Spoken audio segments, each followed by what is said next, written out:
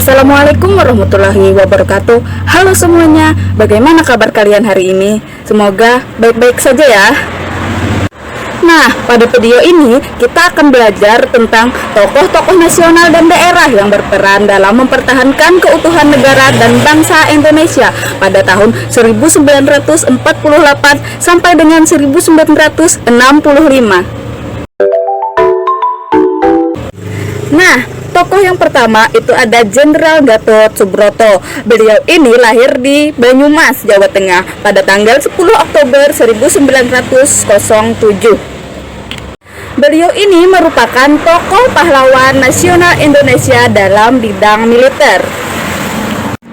Setelah bangsa Indonesia mendapatkan kemerdekaannya pada tahun 1949, beliau ini diangkat menjadi Panglima Tentara dan Teritorium 41 Diponegoro dan kemudian dinaikkan pangkatnya menjadi Wakil Kepala Staf Angkatan Darat atau yang biasanya kita sebut dengan Wakasat. Pada tahun 1965, beliau ini kemudian mendirikan sebuah Akademi Angkatan Bersenjata Republik Indonesia atau yang biasanya kita sebut dengan AKABRI, baik dari Angkatan Laut, Angkatan Udara maupun Angkatan Darat.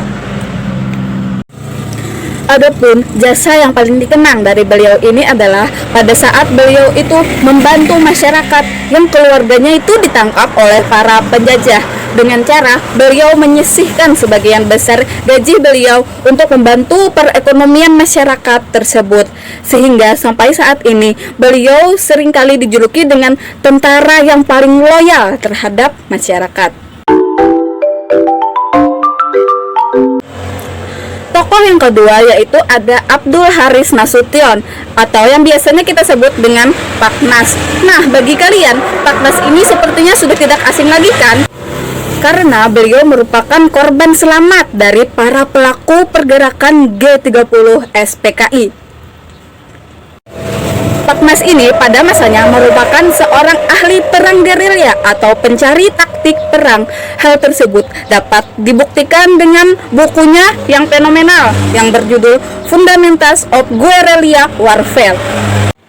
Pak Nas ini kemudian menjadi Ketua Majelis Permusyawaratan Rakyat Sementara atau MPRS. Adapun fungsi dari MPRS pada saat itu adalah mengangkat dan memberhentikan presiden. Nah, sebagai ketua dari MPRS, beliau ini merupakan penentu nasib bangsa Indonesia, di mana beliau harus memutuskan siapa lagi yang bakalan memimpin bangsa Indonesia, dan pada akhirnya beliau kemudian mengangkat Jenderal Soeharto sebagai pemimpin bangsa untuk generasi selanjutnya.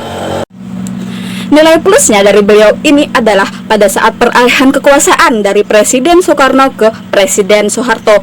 Sebenarnya pada saat itu yang paling pantas untuk mendapatkan jabatan presiden selanjutnya adalah beliau sendiri, Pak Nas sendiri, karena beliau merupakan satu-satunya orang yang berpangkat bintang 4, sedangkan Soeharto hanya berpangkat bintang 2.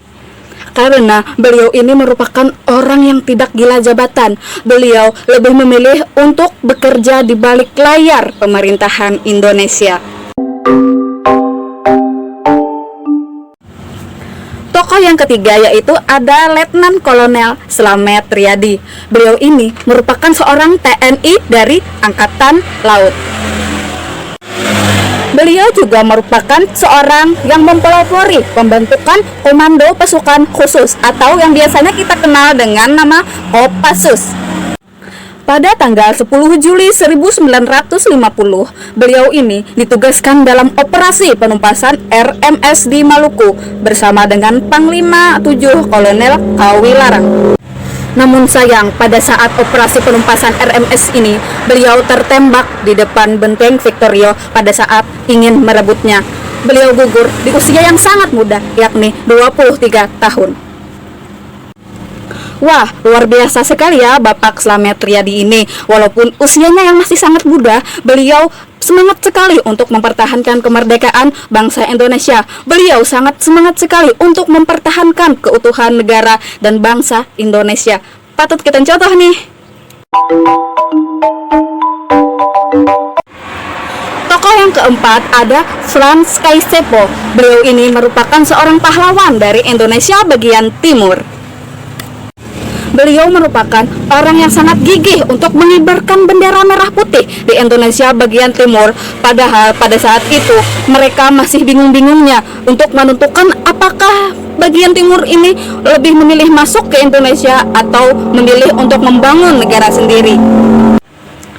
Nah, atas jasa Bapak Frans Kaisepo inilah yang dengan gigih dan pantang menyerah meyakinkan masyarakat kita di bagian timur agar masuk ke dalam wilayah Negara Kesatuan Republik Indonesia.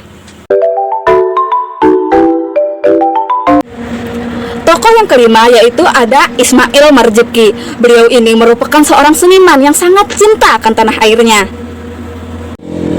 Beliau ini merupakan sosok pahlawan yang berjuang bukan dengan cara perang, bukan dengan cara kekerasan, akan tetapi berjuang melalui kesenian.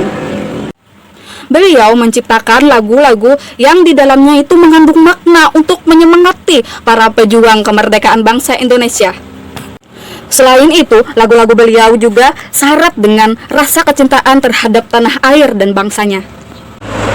Adapun contoh-contoh lagu beliau yang hingga saat ini masih populer dan biasanya untuk dijadikan hafalan bagi anak-anak sekolah dasar, ada Gugur Bunga, Rayuan Pulau Kelapa, Halo Halo Bandung, dan lain-lain.